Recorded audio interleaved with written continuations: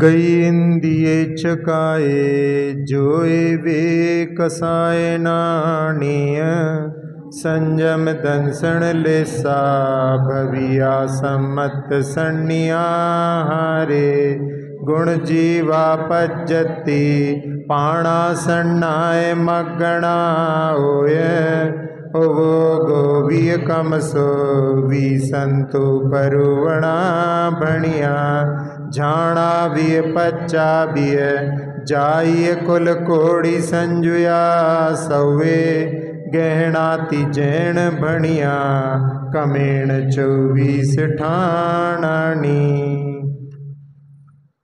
24 ठाणा चर्चा में आज भव्यत्व मार्गणा से प्रारंभ करते हैं। भव्य वो कहलाता है जो सम्यक दर्शनादि भावेन भविष्यति इति भव्यः, जिसमें रत्नत्रय आदि प्राप्त करने की पात्रता होती है, वो भव्य कहलाता है, और उसके विपरीत अभव्य होता है। तो जहाँ भव्य में कई प्रकार के भेदों का वर्णन आता है, एक आसन भव्य कहलाते हैं। तो उसमें जो निकट भव्य हैं उनके लिए जो केवली का सुख सर्वोत्कृष्ट है उसे इसी समय स्वीकार करते हैं, वे आसन भव्य कहलाते हैं। और दूरभव्य जो इस बात को आगे स्वीकार करेंगे वो दूरभव्य कहलाते हैं। और कुछ ऐसे भी भव्य होते हैं जो अभव्य समभव्य हैं, वो नित्य निगोद से कभी नहीं निकलने वाले, जैसे सुमेरु के नीचे की जो माटी है वो कभी भी घड़े के रूप में परिवर्तित नहीं होगी, तो वो आसन जो नहीं, वो अभव्य समभव्य कहलाते हैं। जब स्वयं बुद्ध नाम के मंत्री जो अपने राजा महाबल के लिए बहुत प्रयास कर चुके थे और जो निदान के माध्यम से विद्याधर बने थे, तो उनकी धर्म में रुचि नहीं होती थी, तो वो मंत्री जब मेरु की वंदना के लिए गए तो वहाँ पर उनको 2 चारण रिद्धिधारी मुनिराज मिले।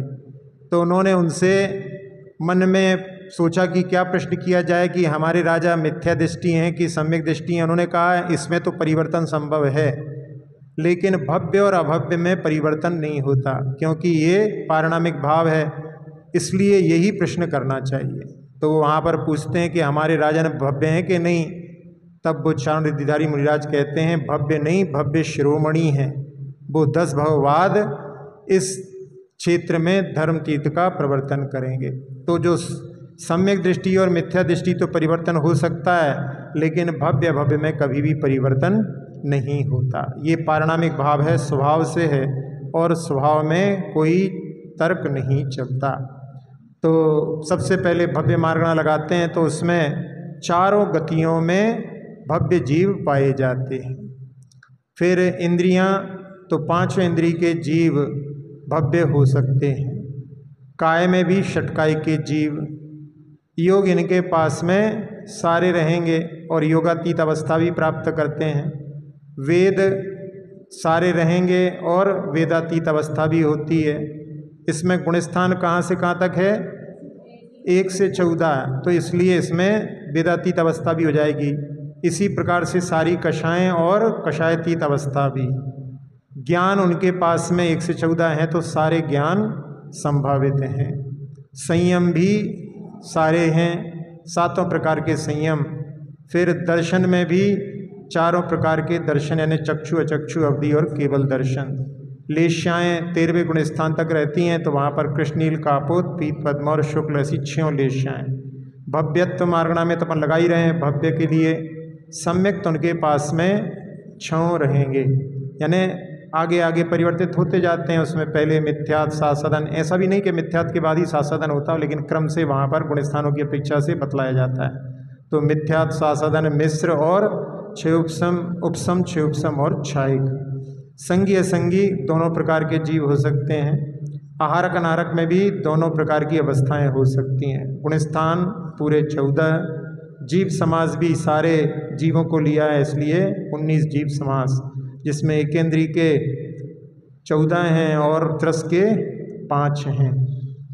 पर्याप्तियाँ उन जीवों की सारी, प्राण भी उनके पास में सारे, संज्ञाएं भी सभी पाई जाती हैं। उपयोग भी उनके पास में जो 8 और 4 मिला करके 12 उपयोग। ध्यान भी ऊपर ऊपर की अवस्था में बढ़ते बढ़ते जो है चारों शुक्ल ध्यान, तो इस प्रकार से पूरे 16 ध्यान वहाँ पर घटित हो जाएंगे। आश्रम में भी सारे प्रत्यय पूरे 57 और जाति कुल कोटि भी गिनने की आवश्यकता नहीं है। वो 84 लाख जाति और 199.5 लाख कुल कोटि सभी जीवों के शरीर के बनने के लिए जो वर्गणाएँ होती हैं उनके भेदों की अपेक्षा से कुल कोटि होती हैं। अब अभव्य मार्गणा, इसमें गुणस्थान पहला ही रहता है, इसलिए यहाँ पर अब लगाएं अपन इसमें उसके पहले कि ये अभव्य जीव कहाँ कहाँ उत्पन्न नहीं होते। उनको देखें तो नवग्रीव के ऊपर नव अनुदिश और पंचनोत्तर में नहीं होते, लोकांतिक देवों में नहीं होते, दक्षिणेंद्र जो एक भवावतारी होते हैं वो भी पद प्राप्त नहीं करते, शची के पद को भी नहीं और लोकपाल के पद को भी प्राप्त नहीं करते।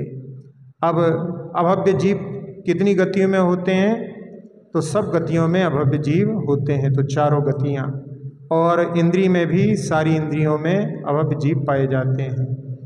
काय में षटकाय के 5 स्थावर और 1 त्रस। योग में इनके पास में केवल आहारक और आहारक मिश्र, क्योंकि वो छठे गुणस्थान वाला होता है, ये पहले गुणस्थान के हैं, तो वो योग नहीं रहेगा। वेद में तीनों प्रकार के वेद हो सकते हैं, कषाय भी पूरी 25 होने में कोई बाधा नहीं। ज्ञान इनके पास में 3 कुज्ञान, तो इनके पास में भी अवधि ज्ञान, हाँ, क्योंकि देव और नारकी तो वहाँ पर भव प्रत्यवधि ज्ञान वाले होते हैं, लेकिन उनमें चूंकि इनका पहला ही गुणस्थान है इसलिए वहाँ पर कुअवधि या विभंग ज्ञान कहलाता है। संयम असंयम में पहले गुणस्थान में असंयम ही होता है। दर्शन में चक्षु अचक्षु केवल 2, क्योंकि अवधि दर्शन चौथे गुणस्थान से स्वीकार किया है। लेश्याएँ अभव्य के पास में भी 6 प्रकार की लेश्याएँ होने में बाधा नहीं। भव्य भव्य में अपन अभव्य मार्गणा को लगा रहे हैं। सम्यक्त में मिथ्यात्व एक अकेला रहेगा। संगी असंगी दोनों प्रकार के जीव हो सकते हैं। आहारक अनारक भी दोनों प्रकार के हो सकते हैं। और गुणस्थान मिथ्यात्व। जीव समास में सारे गतियों को लिया है, सब जीवों को लिया है, तो 19 जीव समास। पर्याप्तियाँ उन जीवों के पास में सारी, प्राण भी 10, फिर संज्ञाएँ 4, उपयोग में 3 कुज्ञान और 2 दर्शन, ऐसे 5 उपयोग रहेंगे। और ध्यान में आर ध्यान और रौद्र ध्यान, तो ऐसे 8 ध्यान पाए जाएंगे। आश्रव में आहारक दिक् के बिना 55 आश्रव के प्रत्यय रहेंगे। और जाति कुलकोटि में पूर्व के समान 84 लाख और 199.5 लाख कुलकोटि। अब इसके बाद में आ रहा है सम्यक्त मार्गणा का विषय। सम्यक्त मार्गणा में सबसे पहले प्रथमोपसम सम्यक्त को लिया है। प्रथमोपसम सम्यक्त जो होता है वो मिथ्या दृष्टि ही प्राप्त करता है। इस प्रथमोपसम सम्यक्त को दूसरे गुणस्थान वाला भी प्राप्त नहीं कर सकता, तीसरे वाला भी नहीं कर सकता, चौथे में जो क्षयोपसम सम्यक दृष्टि है वो भी इसको प्राप्त नहीं कर सकता। तो ये मिथ्या दृष्टि, और इसको प्रथमोपसम इसलिए कहते हैं कि ये पहली बार जब अनादि मिथ्या दृष्टि को प्राप्त होता है तो वो यही सम्यक्त होता है। तो इस प्रथमोपसम सम्यक्त में एक और विशेषता है कि इसमें मरण नहीं होता। अंतर्मूर्त का काल इसका मरण से रहित रहता है। और इसमें गुणस्थान 4 से 7 तक हैं। अब अपन इसको जो है ध्यान में रख करके लगाएं। तो प्रथमोपसम सम्यक्त कौन कौन सी गति में होता है? चारों गति के जीव प्रथमोपसम सम्यक्त प्राप्त कर सकते हैं। सप्तम नरक का नारकी भी प्रथमोपसम सम्यक्त प्राप्त कर सकता है। तो चारों गतियों के जीवों के पास में फिर इंद्रिय केवल पंचेंद्रिय में ही, सम्यक दर्शन की योग्यता केवल पंचेंद्रिय में ही होती है। फिर काय में पंचेंद्रिय है तो त्रसी रहेगा। अब इसमें योग, तो इसमें मरण न होने से औदारिक मिश्र नहीं, वैक्रियक मिश्र नहीं, और इसमें जो है आहारक योग होता ही नहीं है। तो इसलिए आहारक योग क्यों नहीं होता? क्योंकि इसका काल अल्प है, इसलिए आहारक आहारक मिश्र नहीं होंगे। और इसमें कार्मण का योग भी नहीं होगा क्योंकि इसमें मरण नहीं होता। इसलिए यहाँ पर मन के 4, वचन के 4, औदारिक और वैक्रियक, ऐसे 10 योग रहेंगे। वेद में तीनों में होने में बाधा नहीं है। कषाय यहाँ पर जब प्रथमोपसम सम्यक्त होता है तो अनंतानुबंधी की चौकड़ी नहीं रहती, एक चौकड़ी के अभाव में ही सम्यक दर्शन प्राप्त होता है। ज्ञान में यहाँ पर मति, श्रुत और अवधि मनः पर्याय का निषेध है। क्यों? क्योंकि मनः पर्याय ज्ञान के साथ में प्रथमोपसम सम्यक्त आदि कुछ चीज़ों का ऐसा है कि इसमें ये चीज़ें इनके साथ में नहीं होती, तो इसलिए यहाँ पर मनः पर्याय ज्ञान नहीं है। संयम में यहाँ पर 4 यानी पहले असंयम, संयमा संयम, सामायिक और छेदोपस्थापना, इसमें परिहार विशुद्धि का भी निषेध है। परिहार विशुद्धि के लिए भी, क्योंकि इसका काल जो है अंतर्मूर्त है और परिहार विशुद्धि के लिए तो कितने वर्षों तक अध्ययन आदि करना पड़ता है, इसलिए इसके साथ में उसका निषेध है। फिर दर्शन में चक्षु, अचक्षु और अवधि 3 दर्शन रहेंगे। लेशाएँ 6 लेशाएँ होने में बाधा नहीं। भव्य भव्य में भव्य को ही प्राप्त होगा। सम्यक्त तो अपन लगा ही रहे हैं प्रथमोपसम सम्यक। फिर संगी असंगी में संगी को ही होता है। आहारक अनाहारक में इसमें मरण नहीं होता तो आहारक को ही होता है। गुणस्थान पहले लगा चुके हैं अपन 4 से 7। जीव समास इसमें केवल एक संगी पंचेंद्री का। पर्याप्तियाँ उन जीवों की सारी रहती हैं, प्राण भी 10, फिर संज्ञाएँ 4 पाई जाती हैं। उपयोग में 3 ज्ञान और 3 दर्शन मिलाकर के 6 उपयोग। ध्यान 7वें गुणस्थान तक 4 धर्म ध्यान होते हैं, तो इसलिए आर्त के 4, रौद्र के 4 और धर्म ध्यान 4, इस प्रकार से 12 ध्यान। फिर आश्रव तो इसमें मिथ्यात्व का भाव हो चुका है। इसमें योग की जो है 5 की कमी थी, एक कसाई की चौकड़ी नहीं थी, तो इस प्रकार से इसमें 4, 5, 5, 5, 10 और 4 14, तो 57 में से 14 कम हो गए, तो 43 आश्रव के प्रत्यय रहेंगे। और जाति कुलकोटि जो हैं केवल पंचेंद्रीय संबंधी, तो उसमें 4 तिया 12 धन 14, ऐसे 26 लाख जाति, और कुलकोटि में 43.5 लाख त्रियंचों के, फिर 25, 26 और 14, तो ये मिला करके 108.5 लाख कुलकोटि होंगी। ये कितने समय में प्रथमोपसम सम्यक्त प्राप्त कर सकते हैं? तो देव और नारकी पर्याप्त होने के अंतर्मूर्त बाद प्राप्त कर सकते हैं। और त्रियंचों के लिए दिवस पृथक तो लिखा है, यानी 3 से 8 दिन के अंतर के बाद में वो इसको प्राप्त कर सकते हैं। और मनुष्यों के लिए 8 वर्ष से ऊपर होने पर ही इसकी प्राप्ति होती है। अब आ रहा है दूसरा द्वितीयोपसम सम्यक्त।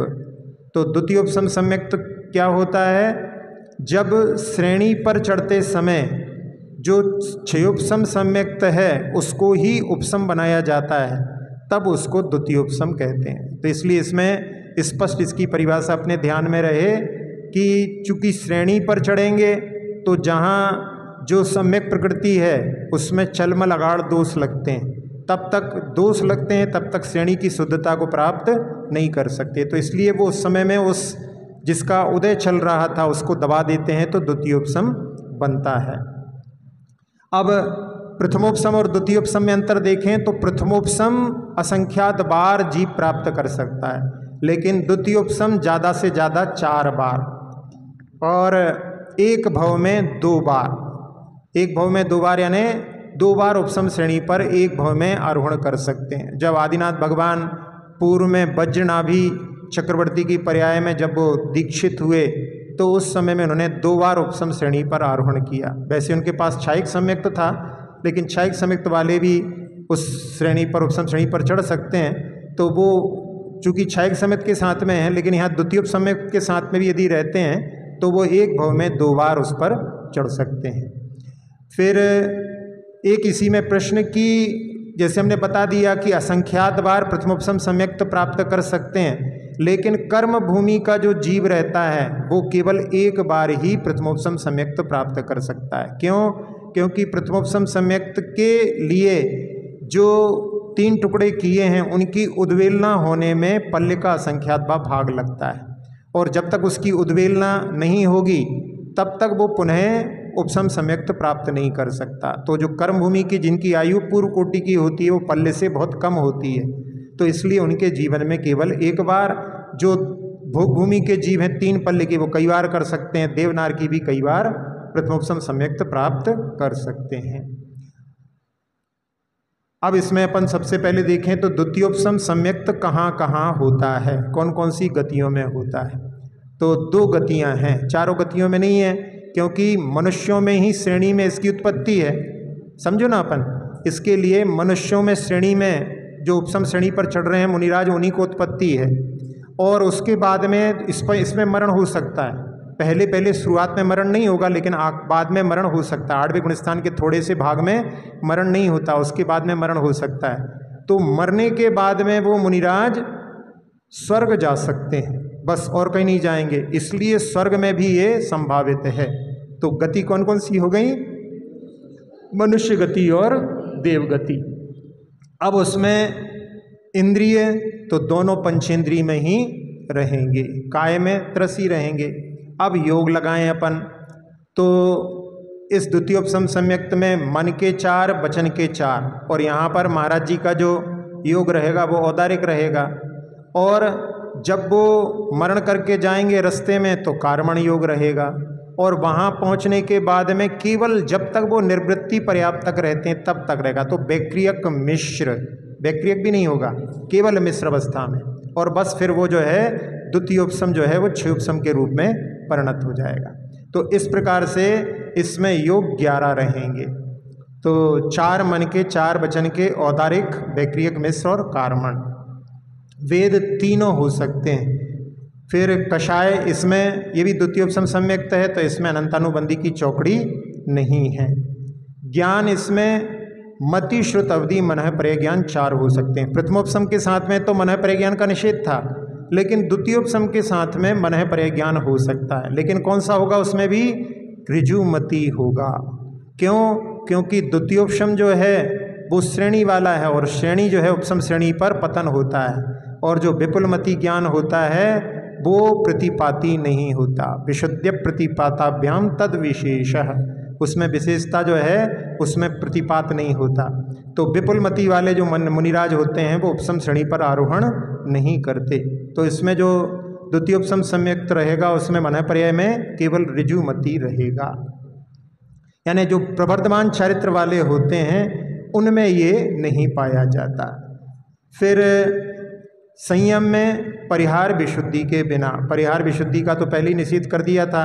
इसमें द्वितीयोपसम सम्यक्त के साथ में भी जो है परिहार विशुद्धि, क्योंकि उपसम सम्यक्त के साथ निषेध है, इसलिए एक बार बताया था कि क्षायिक सम्यक्त के साथ में यदि उपसम श्रेणी चढ़ें तो उसमें वापस लौटने पर पुनः प्राप्त हो जाए, उसमें बाधा नहीं है, क्योंकि परिहार विशुद्धि चारित्र क्षयोपसम और क्षायिक के साथ में हो सकता है। फिर दर्शन में चक्षु अचक्षु अवधि, क्योंकि इसका गुणस्थान कहाँ से कहाँ तक है? ये 4 से 11 तक है। उसमें 11 तक आने के बाद में वापस लौटते समय वो 4 तक जा सकते हैं, इसलिए इसमें 4 से 11 बतलाया जाता है। फिर लेशाएँ, सारी लेशाएँ हो सकती हैं। भव्य भव्य में भव्य ही रहेंगे, और सम्यक्त में तो अपन द्वितीयोपसम सम्यक्त लगा ही रहे हैं। संगी असंगी में संगी में ही होगा। आहारक अनाहारक में दोनों अवस्थाएं अभी अपने देख लिया है कि अनाहारक अवस्था कब होगी? कार्मण का योग के समय में। और आहारक अवस्था तो यहाँ पर मुनिराज की थी, वहाँ पर विग्रह गति के बाद में जब वो वैक्रियक मिश्र जहाँ पर वो अपने शरीर का निर्माण करेंगे तब भी रहेगी। तो इस प्रकार से आहारक अनाहारक दोनों अवस्थाएं रहेंगी। गुणस्थान 4 से 11, जीव समास संगी पंचेंद्री, पर्याप्ति सारी रहेंगी उनकी, प्राण सब रहेंगे जहाँ संभव है वहाँ पर, अने उसमें जहाँ रास्ते में हैं तब नहीं रहेंगे। फिर संज्ञाएं सारी रहेंगी। उपयोग में 4 ज्ञान और दर्शन के 3 ऐसे 7 उपयोग रहेंगे। अब ध्यान तो उपसम श्रेणी पर 1 शुक्ल ध्यान, आर्त के 4, रौद्र के 4, धर्म के 4 और शुक्ल का 1, ऐसे 13 ध्यान होंगे। आश्रव में मिथ्यात्व का तो अभाव है, 1 चौकड़ी का भाव है, और योग में 11 हैं तो 4 इसका भाव है। तो 4, 5, 9 और 4, 13 का भाव होने से 44 आश्रव के प्रत्यय रहेंगे। फिर जाति कुल कोटि में यहाँ पर 2 मनुष्य और देव संबंधी, तो 14 और 4 18 और 14 और 26 40 लाख कुल कोटि होंगी। अब इसके बाद में अगला जो सम्यक्त है वो है क्षयोपसम सम्यक्त। क्षय उपशम सम्यक्त कैसे बनता है? इसमें जो सर्वघाती प्रकृतियां होती हैं, कौन कौन सी? अनंतानुबंधी की चौकड़ी और मिथ्यात और सम्यक मिथ्यात, इनका उदयाभावी क्षय और सदवस्था रूप उपशम और देशघाती प्रकृति सम्यक मिथ्यात, ये सम्यक प्रकृति जिसको बोलते हैं, उसके उदय से ये बनता है। अब इसमें जो सम्यक प्रकृति है उसका उदय होता है, ये सम्यक्त के साथ में उदय होने के कारण में ये सम्यक प्रकृति कहलाती है। वैसे तो है मिथ्यात की संतान, लेकिन सम्यक्त के साथ में उदय होने पर उसको नष्ट नहीं करती, केवल चलमल अगाढ़ दोष लगाती है, इसलिए इसको सम्यक्त प्रकृति कहते हैं।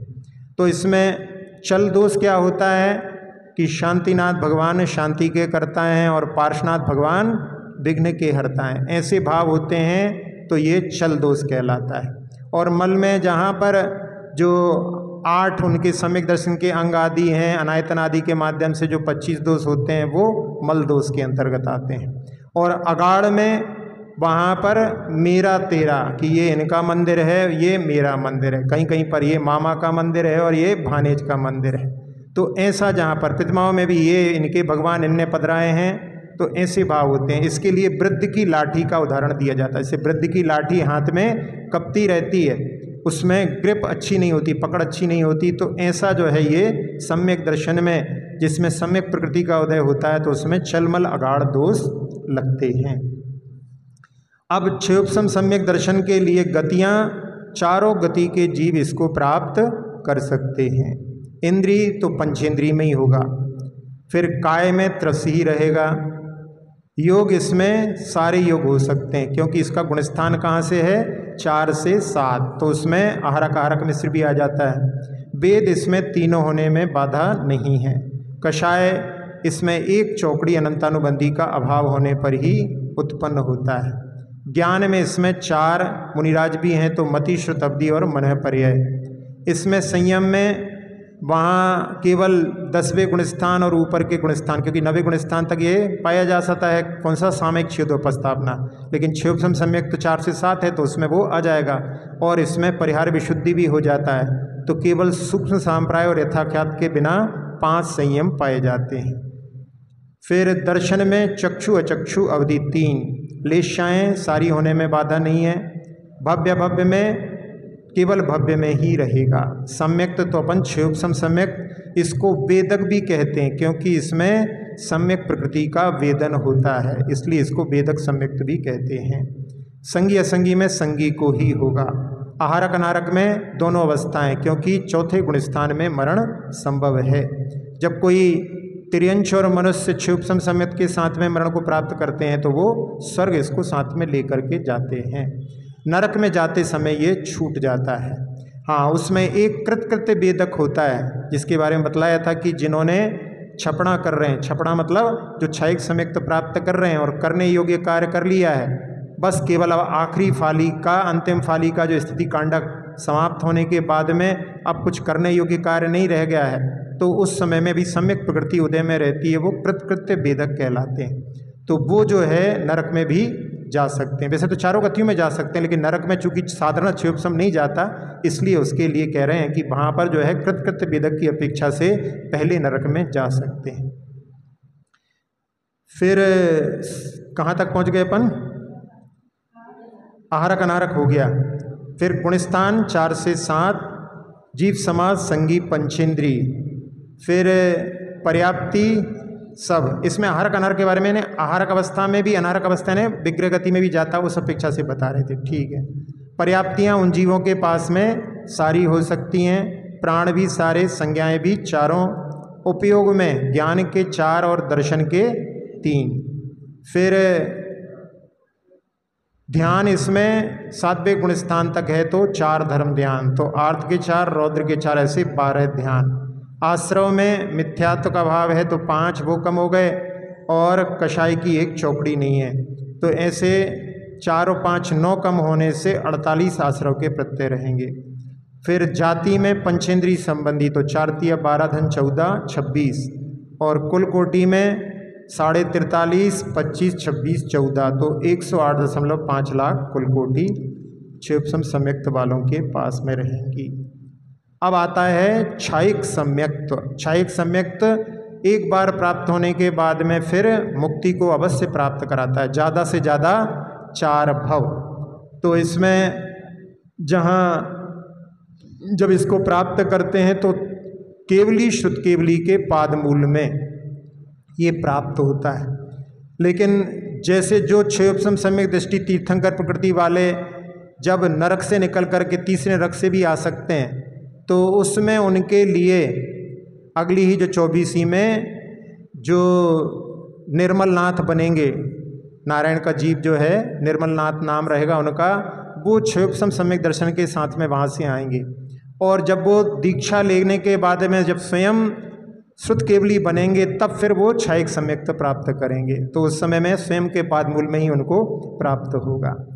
पंचम काल में जैसे श्रुत केवली हुए भद्रबाहु जो हैं 100 साल तक जो है 5 श्रुत केवली हुए, तो उनके चरणों में भी जो क्षायिक सम्यक्त्व प्राप्त हो सकता है, लेकिन वो मतलब उस चौथे काल का ही जन्मा हुआ जीव हो तो उसके लिए प्राप्त हो सकता है। अब इसमें जो क्षायिक सम्यक्त्व प्राप्त होता है उसमें क्या क्रम रहता है कि अनंतानुबंधी का सीधा क्षय नहीं होता, उसकी विसंयोजना होती है। उसको वो अनंतानुबंधी को अप्रत्याख्यान आदि रूप में परिणत करते हैं। और जो मिथ्यात्व है उसको नष्ट करके सम्यक मिथ्यात्व में, सम्यक मिथ्यात्व को नष्ट करके सम्यक प्रकृति में, और सम्यक प्रकृति को नष्ट करते हुए अंतिम जो रहता है कांडक, वहाँ तक कार्य करते हैं, फिर बाद में अपने आप निकल जाती है। तो ये उसका क्रम रहता है।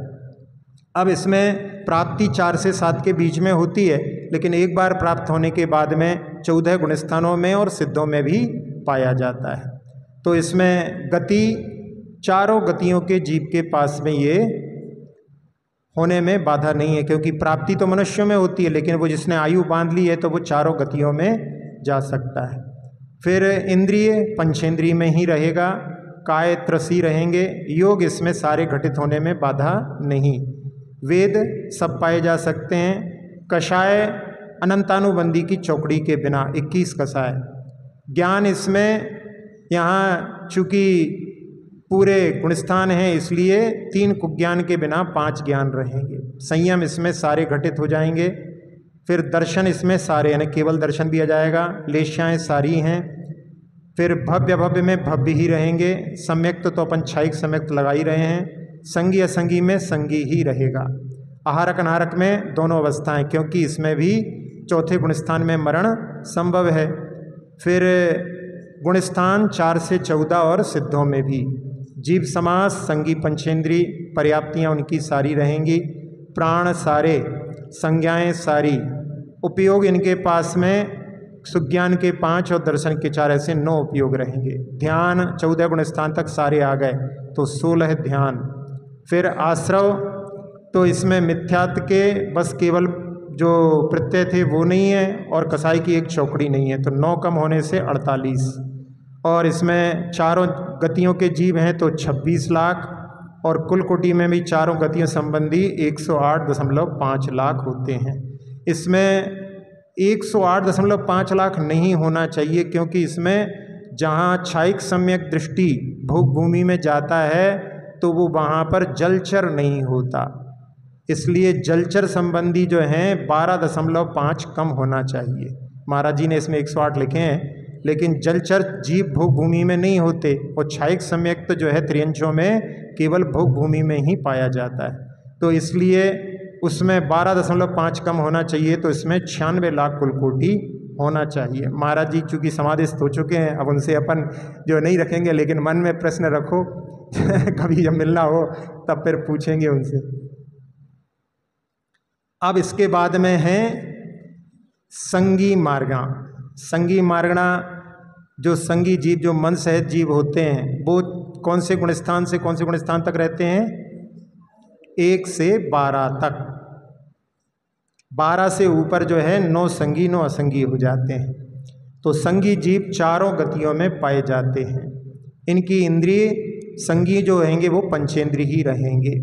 काय त्रस और योग इनके पास में, चूंकि गुणस्थान अपन ने 1 से 12 लगा लिए हैं इसलिए सारे योग हो जाएंगे। वेद भी सारे हैं।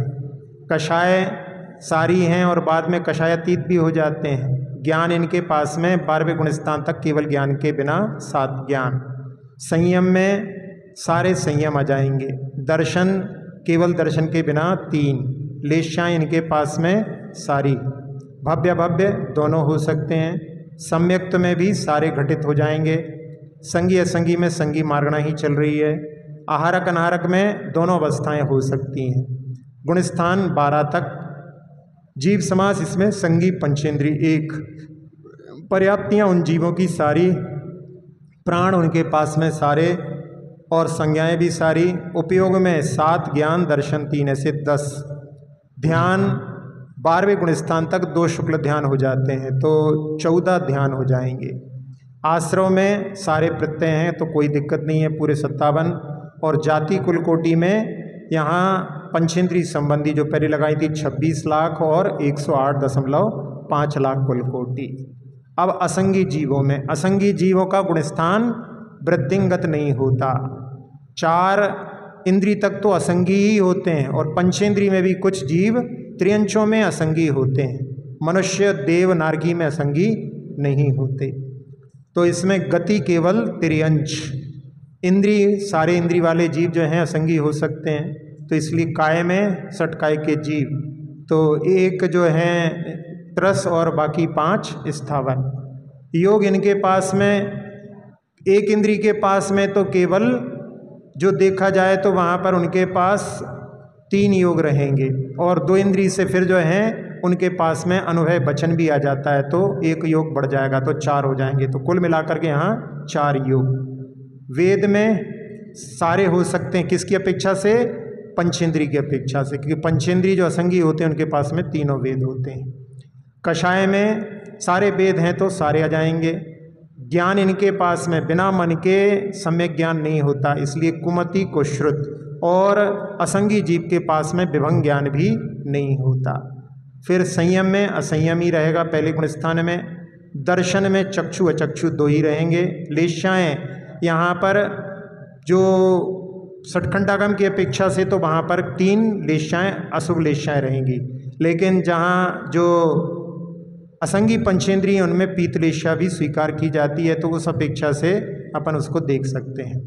फिर भव्य अभव्य में दोनों हो सकते हैं। फिर इसके बाद में सम्यक्त तो मिथ्यात्व ही रहेगा। संगी असंगी में तो अपन असंगी लगा रहे हैं। आहारक अनारक में दोनों हो सकते हैं। गुणस्थान मिथ्यात्व है। जीव समास यहाँ पर संगी पंचेंद्री के बिना 18 जीव समास रहेंगे। पर्याप्ति मन के बिना 5 पर्याप्ति रहेंगी। प्राण में भी मन के बिना 9 प्राण रहेंगे। संज्ञाएं लेकिन सारी रहेंगी। उपयोग में 2 कुज्ञान और 2 दर्शन, और ध्यान में आर्ध ध्यान रौद्र ध्यान 8। आश्रव में अविरति में 1 की कमी हो जाएगी, क्योंकि मन नहीं है तो मन को नियंत्रण करने की आवश्यकता नहीं है। और योग में बहुत कमी हुई है, इसलिए योग 4 थे तो योग में 11 की कमी और 1 अविरति, तो 12 की कमी हो गई तो 57 में से 45 बचे। फिर जाति में असंगी त्रियंच के, तो यहाँ पर जो संगी जो यानी असंगी संगी में तो वहाँ पर बराबर लेते हैं, उसमें तो भेद नहीं करते, इसलिए यहाँ पर देव और नरक और मनुष्य इनके जो हैं केवल कम करेंगे अपन। तो कितने हो जाएंगे इसमें? 4 4 8, 8 और 14 22 कम हो जाएंगे तो 62 लाख जाति हो जाएंगे। कुल कोटि में 25, 26 और 14 इतनी कम हो जाएंगी तो 134.5 लाख कुल कोटि इनकी रहेंगी। जो पीतलेशा वाले होते हैं तो उसमें जहाँ पर जो असंगी में भी पाई जाती है तो वो वहाँ पर भवनवासी और व्यंतर में भी उत्पन्न हो जाते हैं उसके निमित्त से। तो ऐसा जो है उनमें ज्योतिष में उत्पन्न नहीं होते, वो तेजोलेशा वाले असंगी जीव इनमें उत्पन्न होते हैं, ऐसा वर्णन भी जहाँ कसाय पाहुड़ आदि ग्रंथों में आता है। अब आखिरी मार्गणा जो 14 मार्गणाओं में आहारक मार्गणा है तो इसमें अपन आहारक में लगाते हैं। आहारक कहाँ तक होते हैं? 13वें गुणस्थान तक आहारक होते हैं। और अनाहारक एकम दौ तीन वा नाहार का, 1 समय 2 समय 3 समय, और वा से जो 14वें गुणस्थान में भी अनाहरक होते हैं। तो यहाँ पर अपन आहारक लगाएंगे तो 1 से 13 तक। तो इसमें आहारक का अर्थ क्या होता है? जो 9 कर्म वर्गणाओं को ग्रहण करते हैं उसमें 3 शरीर और 6 पर्याप्तियों के योग्य वर्गणाओं को जो ग्रहण करते हैं ये आहारक कहलाते हैं। तो ये आहारक हमेशा बने रहते हैं। इसमें 9 कर्म वर्गणाओं की मुख्यता है। जो कबलाहार मनुष्य त्रियंच करते हैं, जहाँ लेपाहार एकेंद्री को होता है, और ओजाहार जो अंडज हैं उनको होता है, जो 9 कर्माहार तीर्थंकरों आदि जो केवलियों को होता है, और कर्माहार नारकियों को होता है। ये आहार के भेद हैं। तो यहाँ पर 9 कर्माहार की अपेक्षा से जो जीव के लिए, हर जीवों के लिए सतत चलता रहता है, बस केवल विग्रह गति में 1, 2, 3 समय के लिए रुकता है। ये अनाहरक होने के बाद में पुनः आहारक हो जाते हैं। लेकिन जो 14वें गुणस्थान वाले एक बार अनाहरक होते हैं फिर वो आहारक नहीं होते। तो यहाँ अपन 13वें गुणस्थान तक लगा रहे हैं। तो इसमें गति जो है चारों गति के जीव, इंद्री भी सारे जीव आ जाएंगे 5वें इंद्री वाले, काय भी सारे, यानी 5 स्थावर और 1 त्रस। योग इनके पास में केवल कार्मण के बिना, क्योंकि कार्मण में ही अनाहरक होते हैं। वेद तीनों हो सकते हैं, कषाय पूरी 25, ज्ञान चूंकि 13वें गुणस्थान तक पहुंच गए अपन तो ज्ञान सारे 8 ज्ञान, संयम भी सारे 7, दर्शन चारों होने में बाधा नहीं, लेशाएँ उनके पास में 6 रहेंगी, भव्य भव्य में दोनों प्रकार के जीव हो सकते हैं, सम्यक्त भी सारे, संगी असंगी दोनों हो सकते हैं। आहारक में तो लगा ही रहे हैं अपन, आहारक मार्गणा गुणस्थान 13 तक, जीव समास सारे 19, पर्याप्तियाँ उनके पास में पूर्ण हो सकती हैं, प्राण भी पूर्ण, संज्ञाएँ भी पूर्ण, उपयोग में जब ज्ञान और दर्शन पूर्ण है तो उपयोग भी 12, ध्यान में केवल 14वें गुणस्थान का अंत का शुक्ल के बिना 15 ध्यान होंगे, आश्रव में कार्मण योग के बिना 56, और जाति कुल कोटि में तो गिनने की आवश्यकता नहीं है, 84 लाख और 199.5। अब आ रही है आखिरी मार्गणा अनाहारक। तो अनाहारक अभी अपन ने देखा था 1, 2, 3 समय के लिए, और वा शब्द से 14वां गुणस्थान। तो ये अनाहारक कहाँ कहाँ कौन से गुणस्थान से? 1 से 14 नहीं, 1 से 14 पूरा नहीं लेना है, क्योंकि पहले में मरण होता है, दूसरे में मरण होता है, चौथे में मरण होता है, 13वें गुणस्थान में भी जब वो कार्मण का योग होता है उनका किस समय होता है? जब वो प्रतर और लोक पूर्ण करते हैं उस समय में भी वो अनाहारक होते हैं, और 14वें गुणस्थान में तो अनाहारक ही होते हैं। इसलिए यहाँ पर 1, 2, 4, 13, 14 ये गुणस्थानों को लगा करके लगाना है। तो इनमें गतियाँ, चारों गति के जीव मरण को प्राप्त करते हैं तो वो सब में ये चारों गतियों में हो जाएंगे अनाहारक। इंद्री भी 5वें इंद्री वाले, काय भी सारी आ गई, योग इसमें कार्मण का योग ही रहेगा, तभी अनाहारक होते हैं। वेद तीनों वेद वाले हो सकते हैं, कषाय सारी, ज्ञान अब जब विग्रह गति होती है तो उसमें विभंग ज्ञान नहीं जाता, अनुगामी नहीं होता, और मनः परय ज्ञान भी जो है महाराज जब आहारक जो इन्हें आहारक होते हैं, मतलब आहारक पुतला वाले नहीं, मतलब जब वो पर्याप्त होते हैं तभी होता है। तो उस समय में मनः परय ज्ञान भी अपर्याप्त अवस्था में नहीं होता, इसलिए 6 ज्ञान रहेंगे। संयम में अपन देखो तो 1, 2, 4 हैं, तो यहाँ पर है असंयम, और 13, 14 में यथा क्या, तो 2 संयम रहेंगे।